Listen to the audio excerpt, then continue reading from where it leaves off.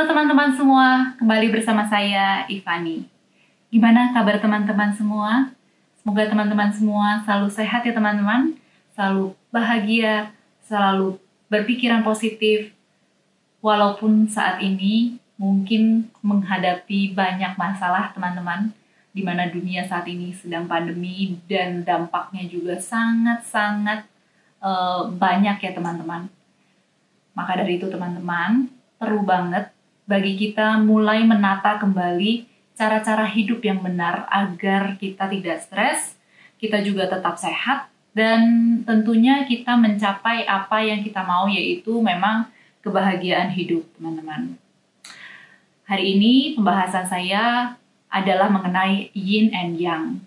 Yin and yang ini seperti kita sudah banyak yang tahu pastinya, karena ini sudah tidak asing lagi, adalah suatu konsep mengenai keseimbangan hidup. Tapi biasanya cuma tahu bahwa yin and yang adalah hitam putih, lahir mati, siang, malam, terang, gelap, hanya seperti itu. Tapi bagaimana sih konsepnya supaya bisa dijalankan dalam kehidupan kita sehari-hari? Kita langsung saja teman-teman, kita simak penjelasannya yang saya ambil dari beberapa sumber yang pastinya dapat membantu mencapai kehidupan yang lebih baik lagi. Kita mulai saja.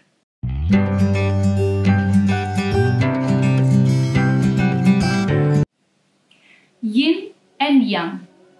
Yin and Yang ini sudah kita kenal tentunya sangat lama, dan memang diciptakan juga sudah sangat tua oleh Lao Tse atau Lao Xi, seorang filsafat dari Tiongkok kuno pada zaman dinasti Zhou, jadi sudah lama sekali. Dan Lao Tse ini juga memang lebih tua, kurang lebih 20 tahun dari Konghucu atau Konfusius yang kemarin ini di video saya sebelumnya saya bawakan juga videonya mengenai hidup lebih baik ala Konfusius. Ternyata Lao Tse ini lebih tua 20 tahun teman-teman. Mereka berdua ini mempunyai pemikiran-pemikiran yang banyak dipakai untuk dari sisi moralitas untuk kehidupan sehari-hari, dan itu bukan hanya di Tiongkok tetapi di seluruh dunia. Salah satunya adalah yin and yang ini. Yin dan yang dengan logonya yang sudah kita kenal dengan logo seperti ini, itu memiliki arti yang umum ya sebenarnya, adalah keseimbangan hidup. Hitam putih, gelap terang, mati, lahir kembali, memberi menerima, seperti itu ya. Jadi lawannya ya, opposite of, satu mata logam dengan sisi yang berbeda, seperti itu. Nah, lambang dari yin and yang, hitam dan putih.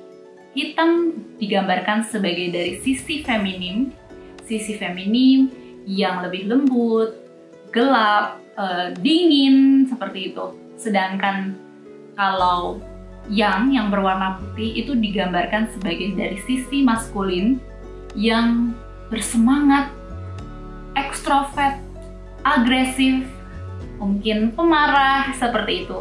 Siang hari itu semua dilambangkan putih dan hitam. Jadi dari satu mata uang ada dua sisi yang berbeda. Itulah yang menggambarkan hitam dan putih. Dari yang tadi sudah saya sebutkan, kira-kira teman-teman yang mana nih? Yang yin atau yang yang? Susah ngomongnya. Teman-teman, yin atau yang? Berasa introvert atau ekstrovert? Dan yang mana sebenarnya yang paling tepat? Ternyata teman-teman yang paling tepat adalah seimbang antara yin and yang di tubuh kita. Jadi ada kalanya kita harus yin dan ada kalanya kita harus yang. Tergantung kepada kondisi yang kita hadapi. Ketika kita banyak menghadapi kondisi di lingkungan kita, orang-orangnya semua yin, orang-orang semuanya lebih menunggu, lebih introvert, ternyata ada baiknya kita yang memberi semangat, kita yang agresif, agar semuanya bisa berjalan dengan baik. Sebaliknya teman-teman, kalau kita menjumpai di lingkungan kita itu semuanya banyak yang, semuanya banyak yang maunya buru-buru, maunya cepat, lalu lebih marah-marah mungkin, lebih emosional.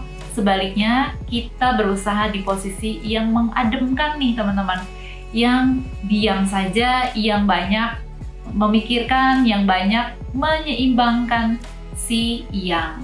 Seperti itu teman-teman. Karena apa? Karena kita sudah tahu hari ini konsepnya bahwa memang dalam yin and yang itu semuanya harus seimbang teman-teman. Harus fleksibel. Tidak boleh terlalu yin, tidak boleh juga yang terus. Itu konsep yang pertama dari yin and yang perlu kita terapkan dalam kehidupan sehari-hari. Jadi memang setiap orang tidak boleh merasa bahwa saya kan memang seperti ini, makanya saya seperti ini terus, semua orang harus memaklumi. Tidak seperti itu juga ternyata. Ternyata semuanya harus seimbang. Kalau tidak seimbang, alam yang akan menyeimbangkan. Konsep yang pertama. Kita masuk ke konsep yang kedua. Konsep satu tadi adalah fleksibel teman-teman. Konsep kedua adalah yin and yang ini, karena yin and yang itu adalah satu mata uang memiliki dua sisi. Berarti ada kaya, ada miskin, ada jelek, ada cantik, ada ganteng, ada kaya, miskin, jelek, cantik, ada pintar, ada bodoh teman-teman. Dan itu memang fact-nya seperti itu, walaupun jenjangnya juga masih panjang. Ada bodoh, pintar sampai jenius juga mungkin ada ya. Di manakah level kita teman-teman? Karena di dunia ini tidak mungkin semuanya seragam. Kalau semuanya seragam, berada dalam satu level, tidak ada istilah-istilah itu. Dan ketika kita sudah memahami konsep ini, maka dari itu yang ada adalah hanya rasa syukur saja, rasa syukur, dan bahwa kita sudah berada di posisi itu, sudah berada di level itu, kita bersyukur teman-teman.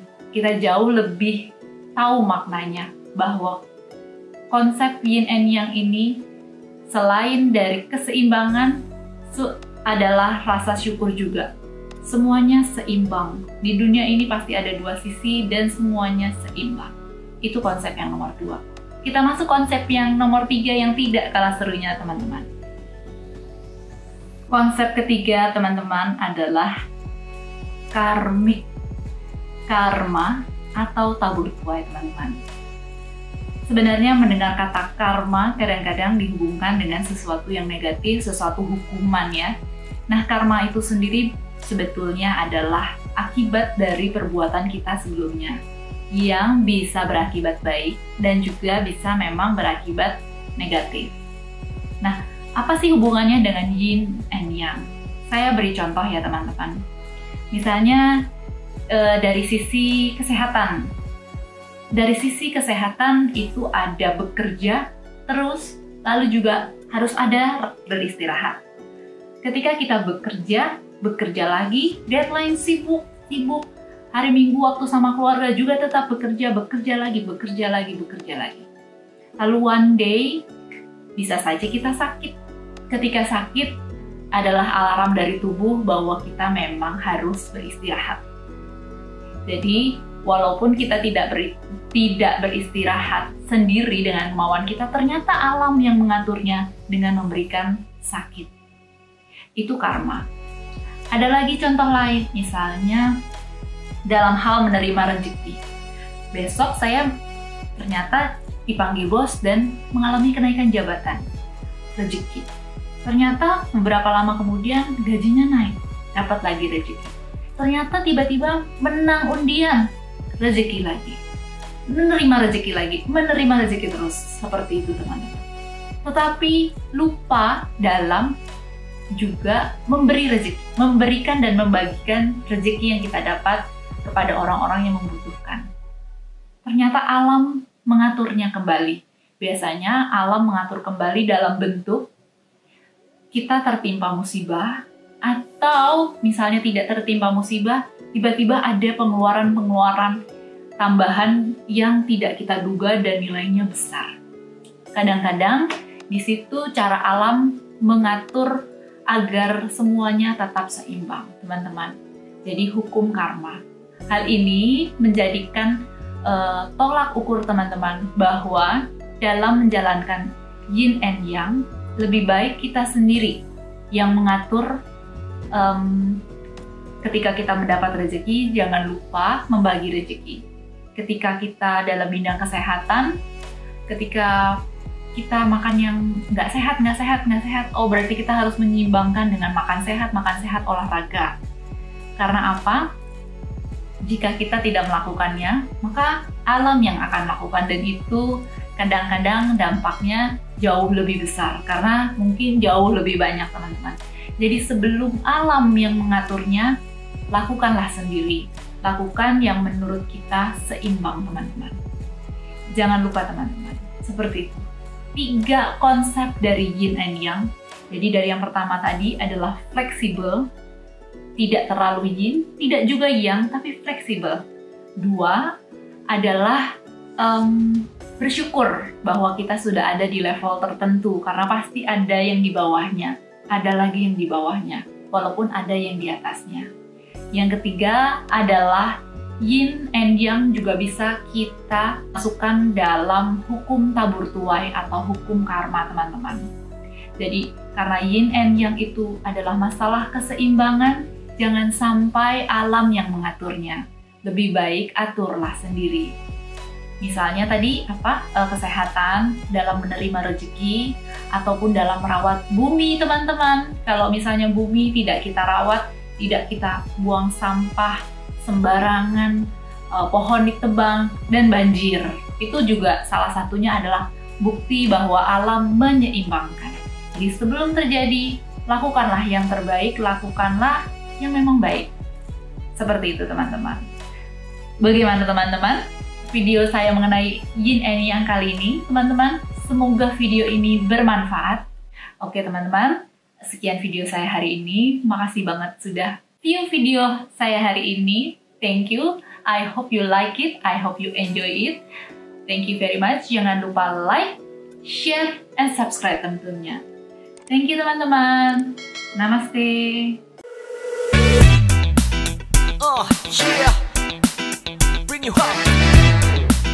Yeah, come on.